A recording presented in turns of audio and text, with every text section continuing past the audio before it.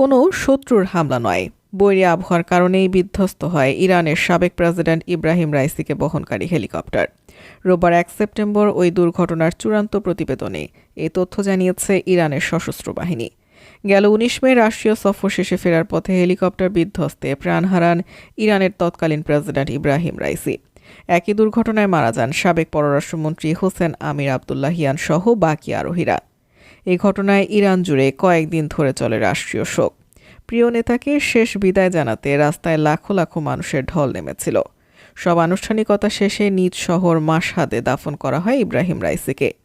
শুরু থেকেই রাইসের হেলিকপ্টার বিধ্বস্তের কারণ নিয়ে বিভিন্ন প্রশ্ন উঠতে থাকে। সামাজিক যোগাযোগ মাধ্যমে আসতে শুরু করে নানা প্রতিক্রিয়া।